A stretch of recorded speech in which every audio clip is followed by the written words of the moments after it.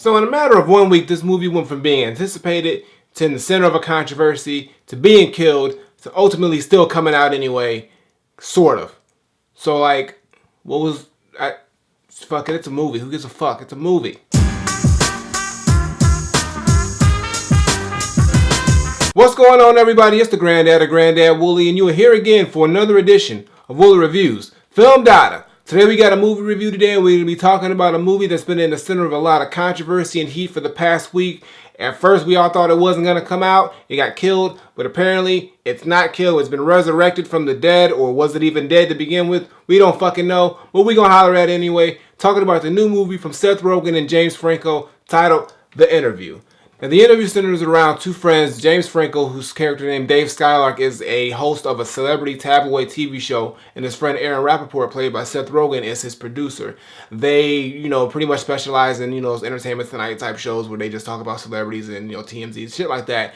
And they come to find out that the leader of North Korea, whose name is Kim Jong-un, is actually a big fan of his show. So he comes up with an idea so he can be taken more seriously, him and his producer, taken more seriously with their show, to go and interview the leader of North Korea, which is probably one of the craziest and most retarded things that anybody can do.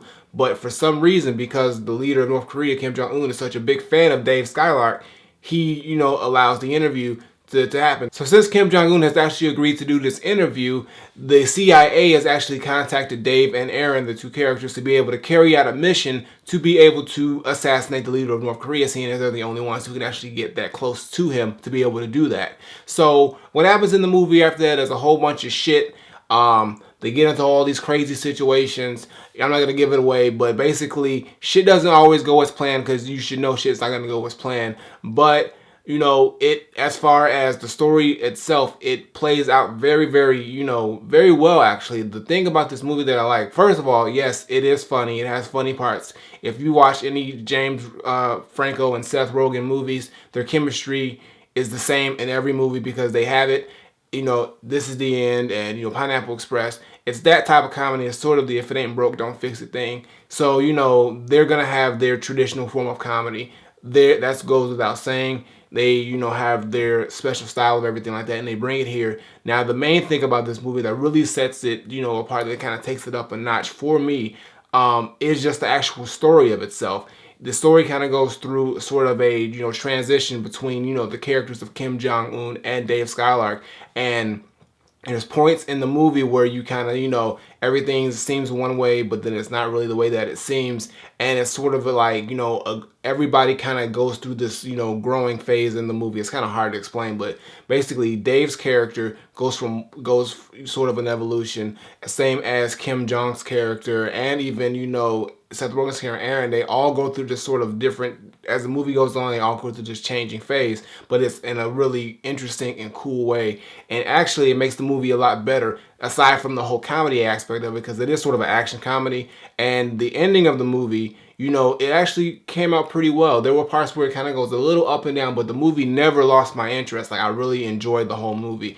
On a comedy scale, it was pretty much, it was pretty much decent on the comedy scale. I mean, like I said, you get what you get with a Seth Rogen and James Franco comedy. That's pretty much it. It is funny parts in there. They do what they usually do. But the story of it itself is a very strong story that's being told. And that's really what takes the interview to the point where it makes it a really good movie. Is it an amazing movie? Is it like the best fucking comedy movie ever? No. Is it worth all the controversy that it did? I don't think so. I mean, I think it was a little over, zealous of these hackers, whoever did this controversy shit from North Korea, to try to get the movie to stop, because honestly, there are parts in the movie where I can probably see how they would get, offended. It is satire, but, for the most part, it's just a big satirical movie. And when you watch it, the story isn't really about, I guess, killing the leader of North Korea as much as about just these two characters interacting with each other and seeing, each other sort of the same in a way, but not really. But all in all, I was very surprised with this movie going in to see it. Like, the comedy is on here is pretty good. The story is very strong. It's got the action, it's got everything like that, and it's just got, you know, everything that you would expect from a Seth Rogen, James Franco movie,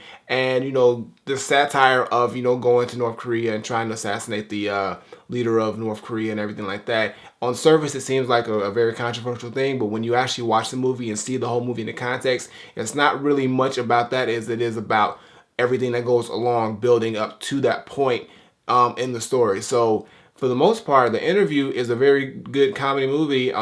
Nothing really much bad to say about it other than I would say, you know, it's just not an amazingly great movie, but, you know, it's pretty good, you know, and, you know, the comedy and the satire is there, but there's nothing really, you know, to get crazy about, but, you know, pretty good. So my final verdict, I'm not saying that The Interview was an all-around pretty good movie, strong story, good comedy, satire is all there. All I'm saying is that James Franco and Seth Rogen always have that great chemistry on the comedy team, and as far as just a movie in general, they really, you know, work well together. The story on here, as far as the character development and everything that goes along with it, is very strong. Watching this movie, you kind of forget that it's, you know, the whole surface thing about two guys just going to North Korea to kill the leader of North Korea. It's so much more involved than that when you watch the story, and you honestly do forget about that focal point of it when you're watching it.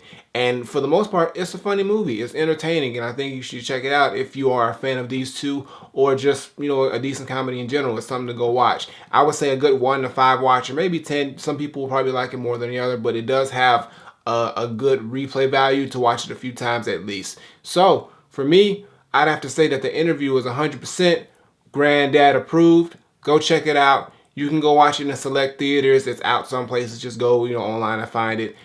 Or if you can't do that, then just go to the YouTube page of Sony Pictures and buy it for like 15 bucks, or you can rent it for like 6 bucks. But there's the way you can watch it. It is available for people to go watch. So nothing more to say. The Interview, it's Granddad approved. Go check it out. Go watch it. And all that good other shit. You know what I'm saying? Flip it. Alright guys, that's going to do it for today's video. Make sure you give me a thumbs up and drop a comment. Tell me what you think of The Interview if you've seen it. If you haven't seen it, like I said, you can go in select theaters and watch it. Just look on Google and find out what's one near you. Or go to the YouTube channel of Sony Pictures and check it out there. Either way works. Just go watch it. Previous videos on the side as well as my new single. Go and check those out. Show them some love. And as always, Twitter, Facebook, SoundCloud, Instagram. Links in the description below. And subscribe. Button on the screen. Button below. Woolly Reviews twice a week. And next episode is going to be the last Woolly Reviews of the year, and it's going to be a special Woolly Reviews, sort of like a year-end review. I'm going to do the top 5 movies, music, and games of, you know, my year. Some of it's going to be stuff that I've reviewed, some of it may be stuff that I haven't reviewed because it may have came out before the show started, but that's going to be a special episode. It's going to be here on next Tuesday, and then starting in the new year, we're going to get you brand new reviews, brand new everything, and all that good shit. So, just want to let you guys know that. So, until next time, I take my leave. Granddad, The Interview, I'm out of here.